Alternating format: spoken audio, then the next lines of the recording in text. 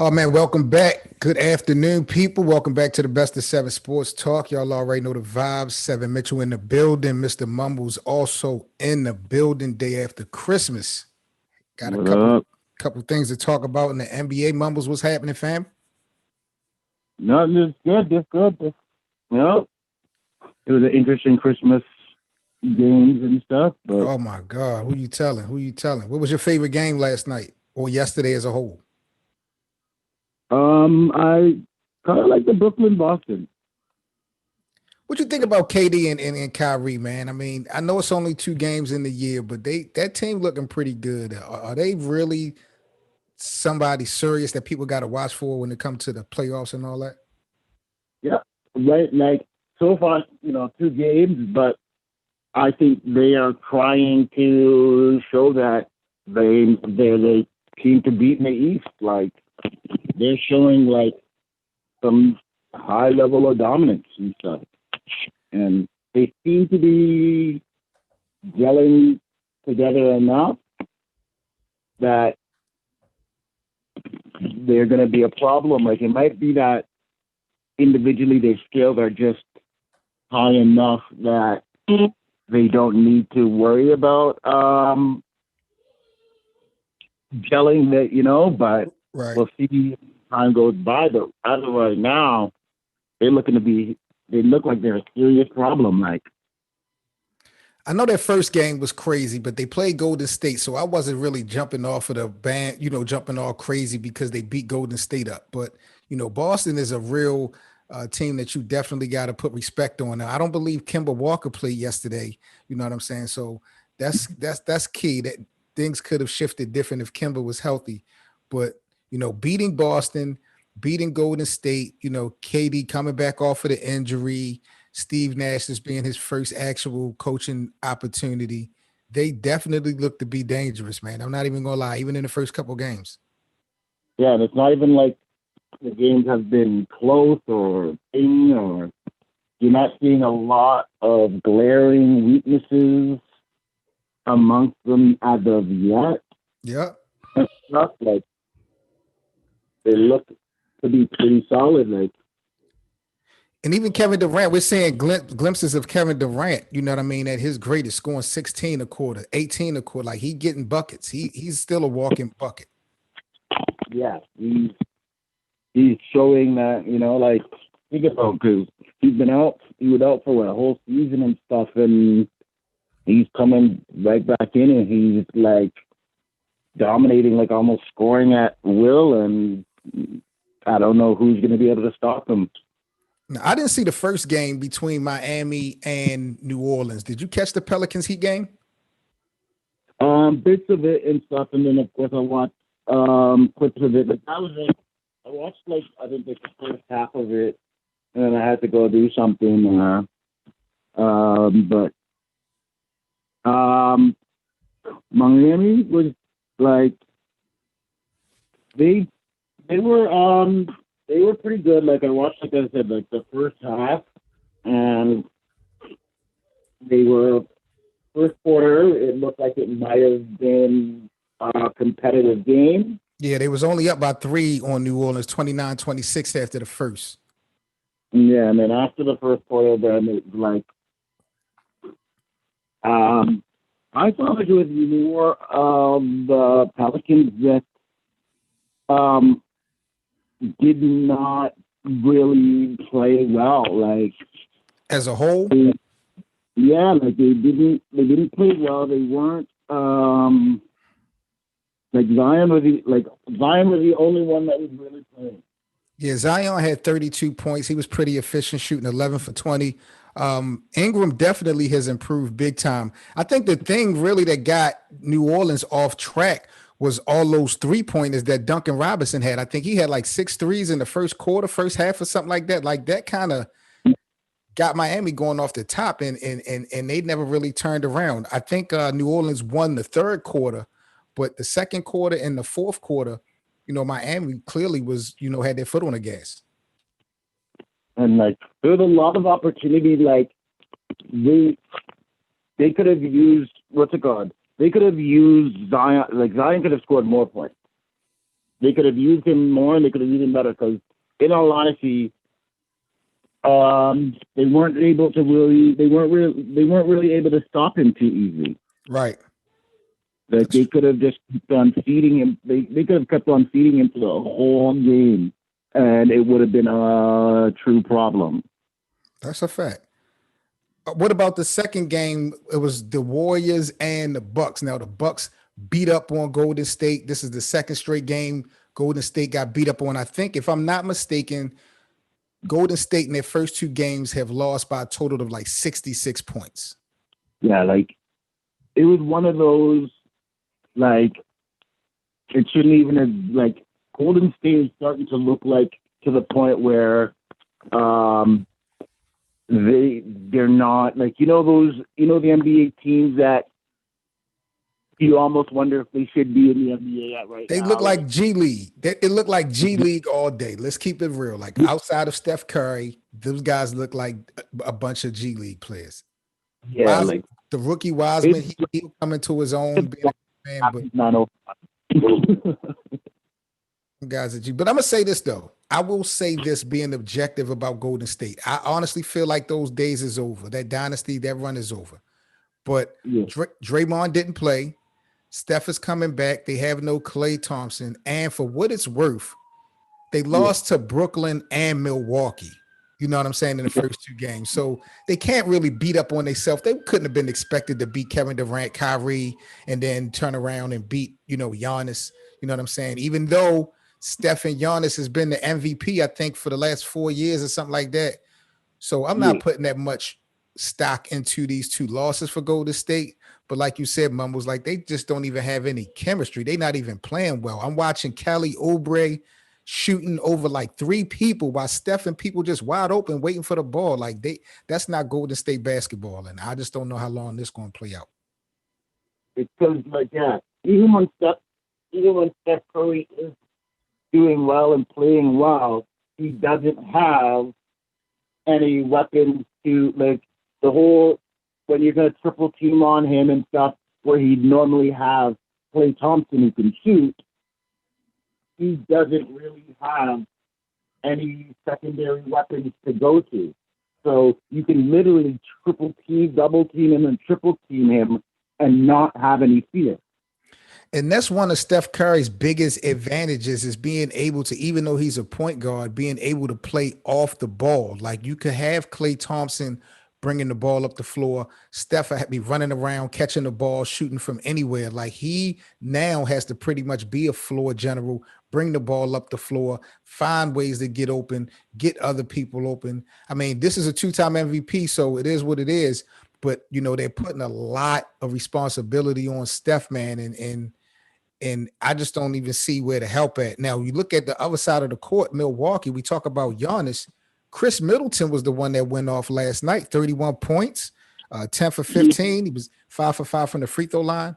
Chris Middleton scares me, Mumbles. I'm not going to lie. His perimeter game is crazy. Yeah, like that's the thing. I think what it is, it's one of the benefits of everyone will always talk about Giannis and speak about Giannis and everything, to where you're going to think like that's all Milwaukee has.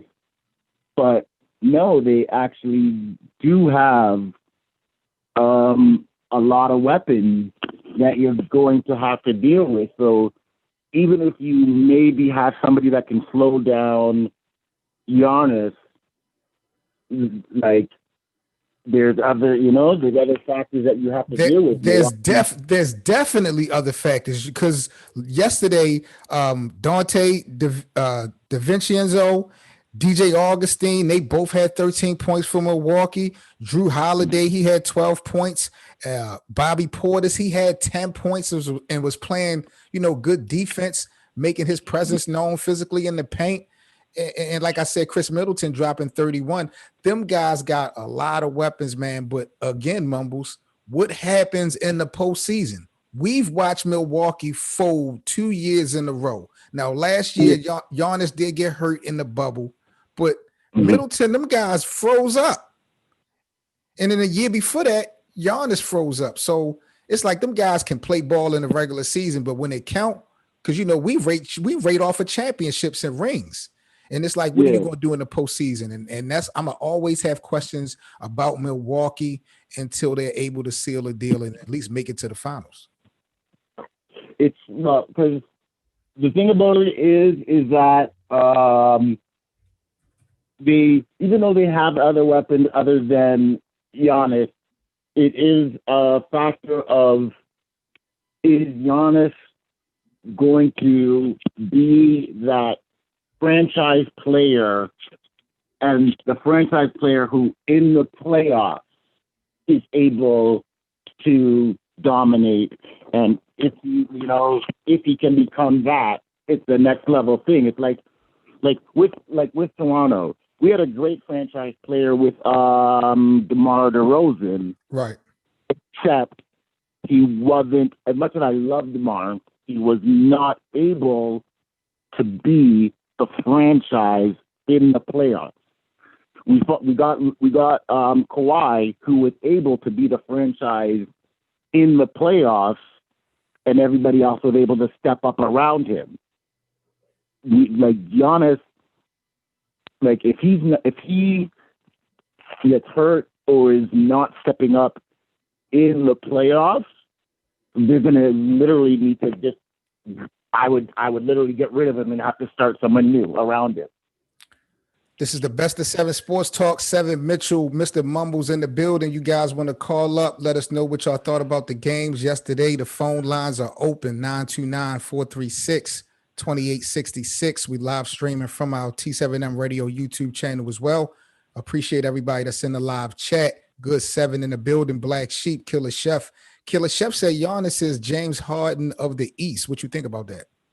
Oh, that is very that is absolutely very kind of accurate right now. And you know what's crazy, Mumbles? I never even thought about that. And I never. And another thing, right before Giannis did the extension, there was talks about James Harden being interested in going to Milwaukee. Now, mind you, last year they were beefing. Remember, Giannis and James Harden was beefing last year because Giannis had made some. Giannis made sure he didn't pick James Harden in the All-Star thing, and then he had some things to say about James Harden. He went back and forth. You remember that? I remember hearing about it, but I wasn't really following it too tough. But yeah, like I know the All-Star thing happened there. Yeah, the All-Star thing happened, and then in an interview, they asked James Harden about it, and he was like, man, I wish I was 7 feet and didn't really have to have no skill, could just dunk the ball. Like, they was just being real petty going at each other last year. But it's just funny how you spin the block now. These guys really could use each other, to get over the hump, because I don't know what's up with – are you surprised that Giannis signed the extension so early? I'm not, because he's probably in a situation of having a lot of pull and power, and like Milwaukee is his team, so at that point, and he's gotten close enough that he can probably see, a few sketches, because where else would he gonna, really go? But my thing about it is, I don't like to judge people. You know what I mean? You got to make your decision best for you, your situation, your family. But they asked him, why was it so important for him to re-sign so early?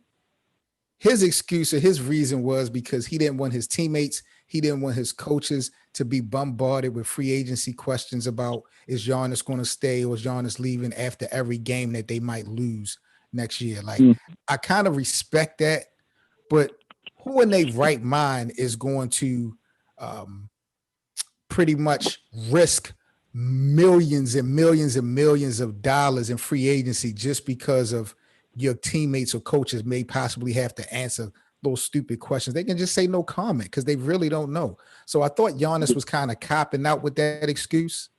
And I kind of feel like Giannis is taking the easy way. I respect the man that want to stay in Milwaukee and build. But let's keep it Mhm. real, Mumbles. If they don't win or get to the finals in the next 2 years, he's going to be then asking for a trade. You see what I'm saying? I don't see him wanting Yeah. to stick this out if they don't make no moves.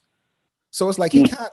I don't want to call him a coward, but it's something fishy about him signing so early this extension. Because if he wanted to stay in Milwaukee, he could have waited. But do what you got to do, I guess. But as I said, like it might be that the the agent gave him his possible, these are your most likely options when it comes to the thing. So didn't he get the super max and stuff? And he'd be like, you know what? I'm highly unlikely going to sign anywhere. Try to be. Let me just do it and show these people that I'm loyal. I'm this. I'm not Right, going to LeBron James them right, and stuff.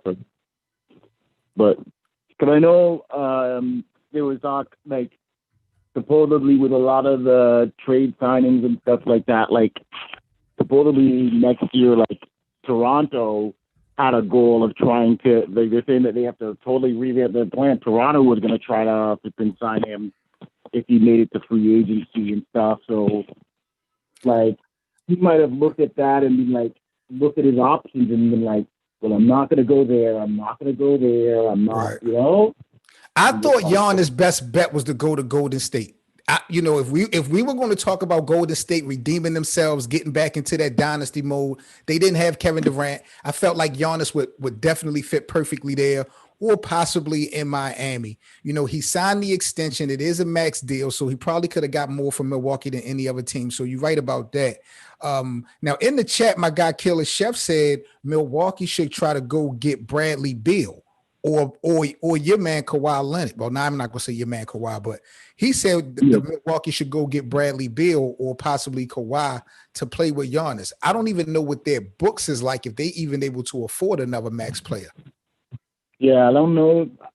Yeah, I'm not sure if they would be able to get a Kawhi. Like, Beal, Bill you gonna want know, max money. He gonna want max dollars, and they just gave Giannis a max extension. I'm pretty sure Chris Middleton's paid out.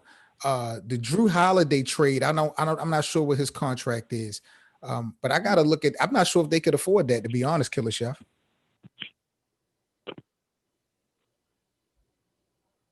yeah, I'm not really sure of their books, who they have there, but yeah, I would be surprised. They would have to do. I would have to believe that they would have to do some type of some type of sign and trade, something for them to be able to get Kawhi. Like, I don't know if they just have the like who's off. I guess it would depend on who's off the contract at the end of, who's on the last year of their contract right now with Milwaukee. Right, right.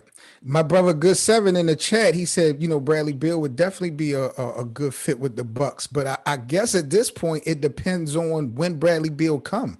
Because if he gets traded, that means Milwaukee gonna have to give up some pieces, maybe some key pieces. They may can keep Chris Middleton, but they may give up some other key pieces that they may need. They definitely gonna need to have a bench. So I don't know how many pieces they would have to give Washington for Bradley Beal versus Bradley Yeah, Beal coming in as a straight free agent. And if they can afford them, they don't have to really let anybody go unless they just want to free up their books. So I don't know how that's going to play out. If the whole Bradley Beal Giannis thing will have to wait till next year to happen. And if that's the case, is this going to be another year yet that Giannis not make it to the finals?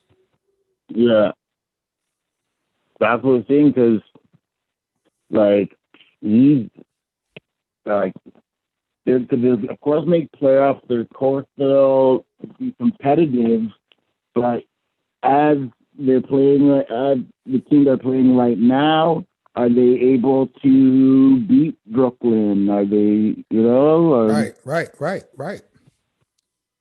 Right. That's a fact. Speaking of Brooklyn, we on the best of seven, man. We talking about the games and Christmas yesterday, man. Just giving our recap and review of everything that went down yesterday. Seven Mitchell, Mr. Mumbles in the building. This is the best of seven sports talk. If you guys want to call up, the lines are open 929-436-12 28-66. Speaking of Brooklyn, man, Kyrie Irving went off last night, man. 37 points, 8 assists in his return to Boston with KD. The Brooklyn Nets beat up on the Celtics 123-95. Were you surprised by the margin that Brooklyn beat Boston by? Yes, like because I think we predicted that Brooklyn was going to win, but you can't. I did not think it would be like such a blowout. Like I think like it would look so like not close at all. That second half, the second half, it's like Boston shouldn't even have came out. I don't know. They weren't. It's like they weren't even existing in the second half. I don't know what happened, man. Jason Tatum, 9 for 22 from the field. He was 2 for 6 from three-pointer. He only had 20 points. Jaylen Brown, who I think is a good two-way player, he led the team. And then I don't think Kemba Walker played. So there was a lot of variables that you and I didn't even know, because we talked about Brooklyn and Boston just a couple of days ago. And there's just a lot of things that we didn't even, realize and peep.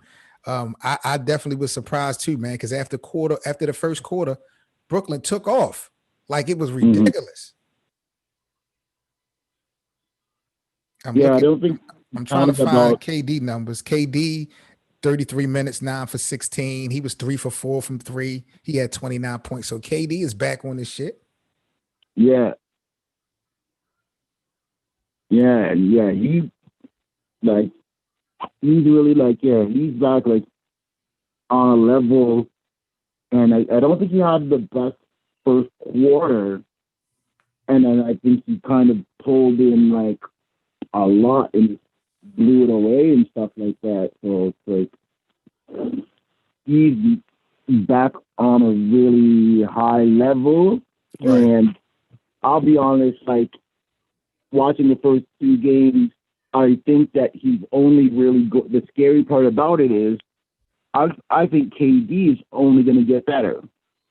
Absolutely. That's it, because we talked about this as well. KD, not that he's not athletic, his game is not based upon his athleticism.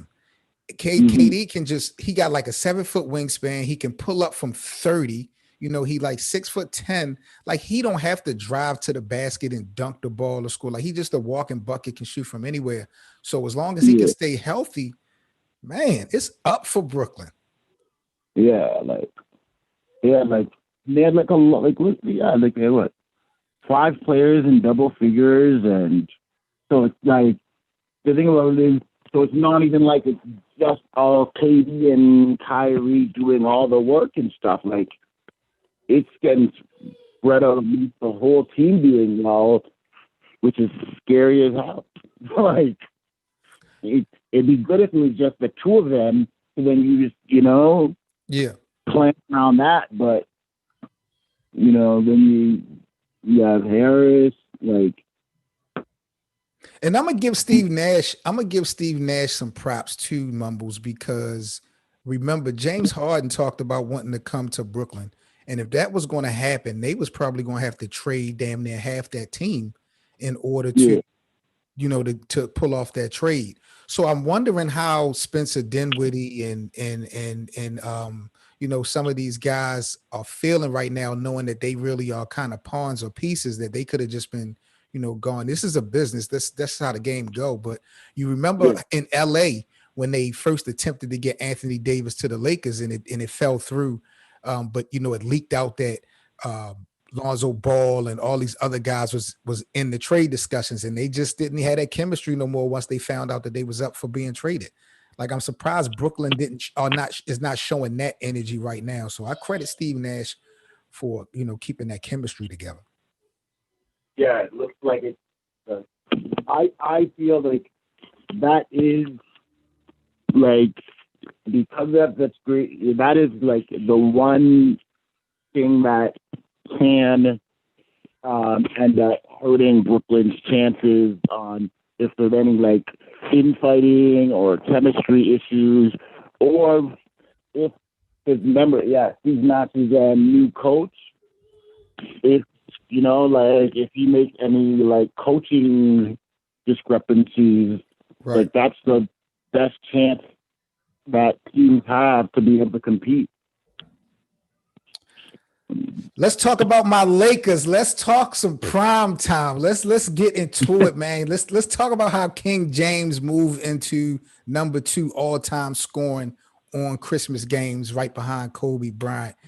Did you see my guy AD and LeBron go off last night? Well, I'm not gonna say LeBron went off. He only had 22 points, but Anthony Davis led the way with 26 points. Pretty easy win on cruise control over Luka. Stop comparing Luka to LeBron, y'all. Let's stop doing that right now. It's a good play. Luka did play well. He did. He did. Yeah.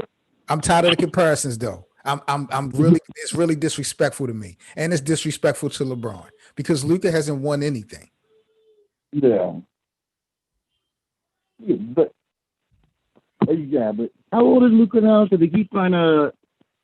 They compare him to a lot of the comparisons that I see are comparing Luka to LeBron at that age.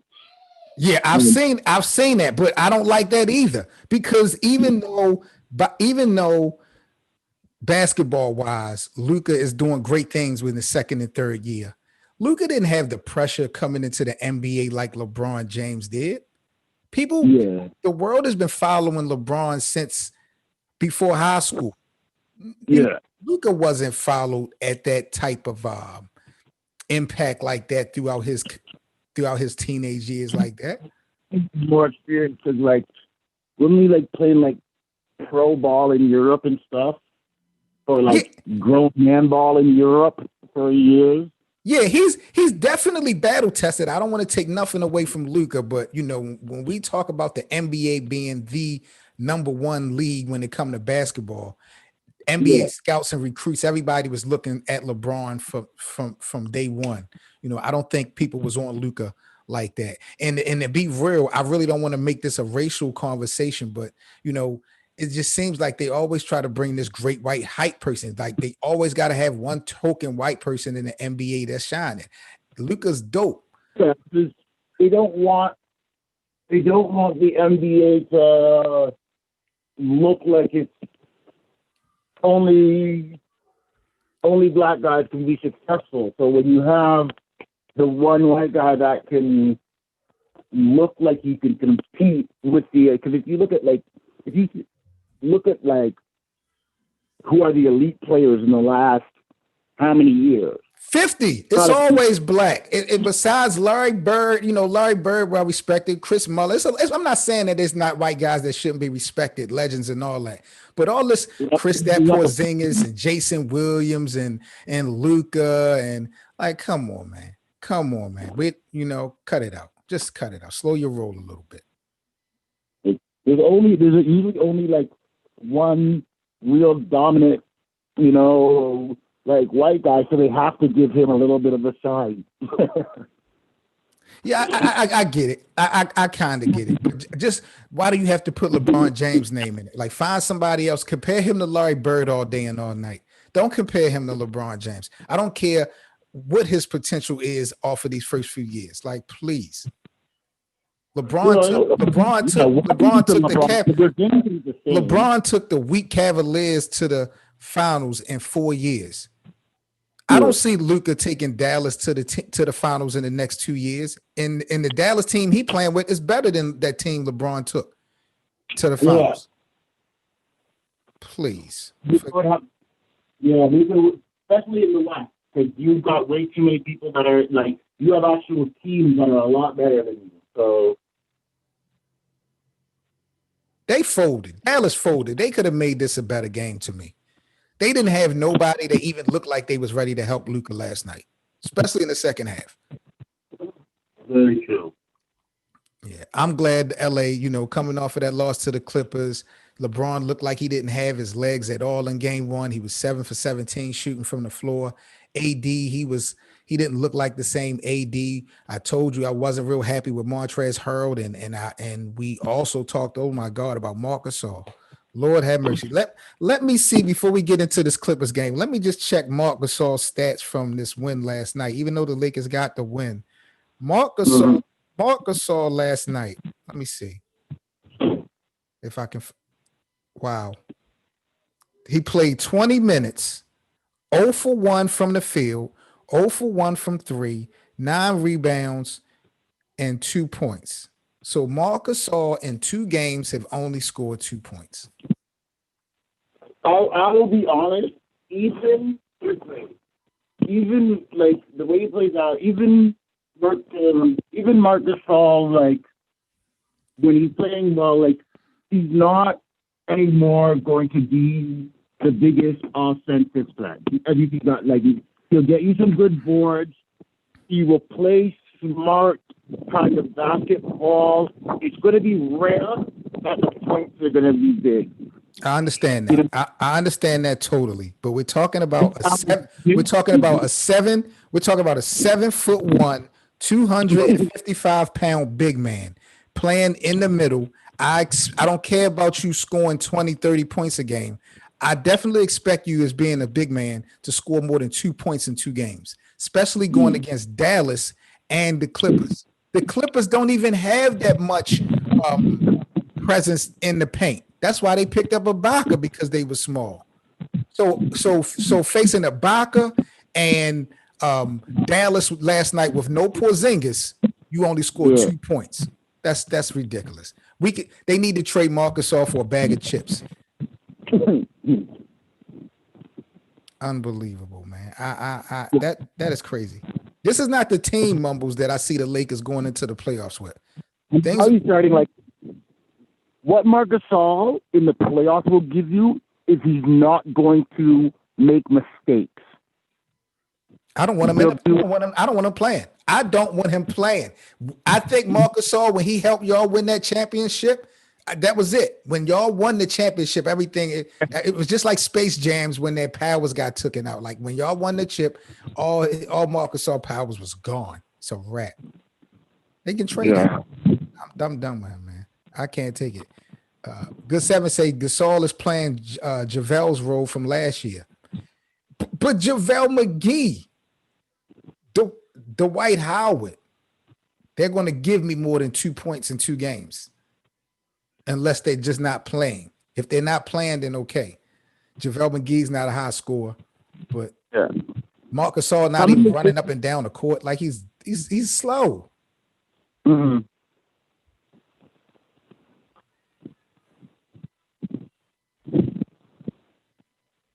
Yeah, he's getting kind of up there and stuff,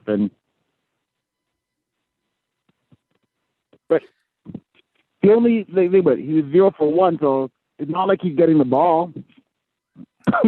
Yeah, that's true. That's true. He's not missing, but he's taking up space. He's taking up space. Get off the floor, because this is the Showtime Lakers. If you can't run up and down the floor, we don't need you. I'm just being real. This is not one of these half-court offenses. You know, LeBron and them like to get out. They like to run. Alex Caruso, them guys like to run. Kyle Kuzma, they like to run. Marc Gasol, get your slow ass off the court. And then they're about to sign Dennis Schroeder to an extension. They're about to give him more money, and he hasn't proven anything yet in LA. I don't know what's going on with my Lakers, to be honest. I'm just glad they got a win.